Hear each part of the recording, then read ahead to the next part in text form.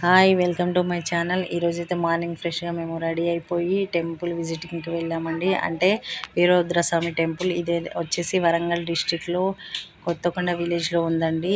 ఇది చాలా famous temple వరంగల్లోనే. ఇది సంక్రాంతి టైంలో 10 to 18 ఇక్కడ మహోత్సవాలు నిర్వహిస్తారు.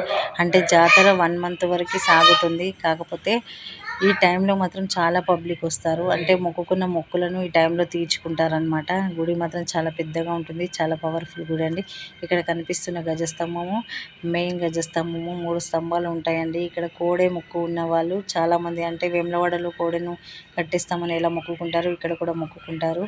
మనకు కనిపించే దేవుడే వీరభద్రస్వామి. ఈ గుడికి మెయిన్ అధిపతి ఈ దేవుడే. వీడియోస్ ఫొటోస్ తీయలేరు కానీ మీకు చూపించాలని తీశాను. తర్వాత భద్రకాళి అమ్మవారు పక్కన ఉంటారు. ఈ అమ్మవారు చాలా పవర్ఫుల్. బియ్యము చీర మొక్కుకున్న వాళ్ళు ఇక్కడ వచ్చి బియ్యం పోసిపోతారు. గుడి ఆవరణలో చాలా చిన్న చిన్న టెంపుల్స్ కూడా ఉన్నాయి. ఇంకా 2-3 సుబ్రహ్మణ్య స్వామి, ఆంజనేయ స్వామి, వినాయకుడు, అలాగే అమ్మవారికి వచ్చిన చీరలు గాజులు కూడా ఇక్కడ వేలం వేసి తక్కువ ధరకు అమ్ముతూ ఉంటారు. గుడిలో కాసేపు టైం స్పెండ్ చేసాము. కొన్ని ఫొటోస్ కూడా దిగామండి. మా చందు అయితే ఫొటోస్కి కోఆపరేట్ చేయడు కానీ దిగాము. మా చిన్నప్పటి నుంచి ఈ దేవుడే మా ఇంటి దేవుడు, ఇలా వెలుపు దేవుడు అనమాట. అప్పుడైతే ఇన్ని ఫెసిలిటీస్ లేవు కానీ ఇప్పుడు చాలా ఫెసిలిటీస్ వచ్చాయండి. ఆవరణలో చాలామంది భక్తులు ఉండడానికి. ఈ వీరభద్రస్వామి మాల కూడా ఉంటుంది ఒక సీజన్లో, చాలామంది వేసుకుంటారు.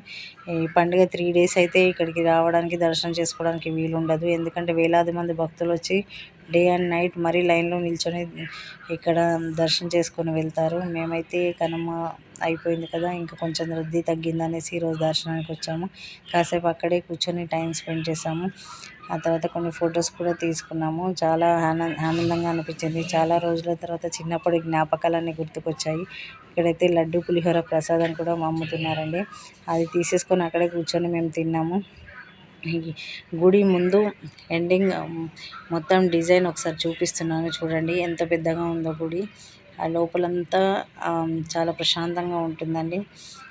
పెద్ద రద్దీ కూడా లేదు. ఇప్పుడైతే 1 month వరకు జాతర ఉంటుంది. దగ్గరగా అవైలబుల్ ఉన్న వాళ్ళైతే విజిట్ చేసి ఒకసారి దర్శనం చేసుకోండి. ఇక్కడ గండ దీపం కూడా ఉంది. అక్కడ నూనె కూడా పోసి వెళ్ళొచ్చు. ఆ తర్వాత బయటకు వచ్చేసి బ్యాంగిల్ స్టోర్కి వెళ్ళామండి. బ్యాంగిల్స్ తీసుకున్నాము. ఇంకా చిన్నప్పటి జ్ఞాపకాలు గుర్తు చేసుకుంటూ మా అమ్మమ్మ ఉన్నప్పటి ఇక్కడ జ్ఞాపకాలను గుర్తు చేసుకుంటూ, మా అమ్మమ్మ వాళ్ళ ఇంటి దగ్గరే చాలా పెద్ద గుట్ట ఉండేదండి. ఇదే వీరభద్ర స్వామి గుట్ట అంటారు. ఫస్ట్ ముందు దేవుడు పైన ఉండేవాడు, తర్వాత కిందికి వచ్చాడు.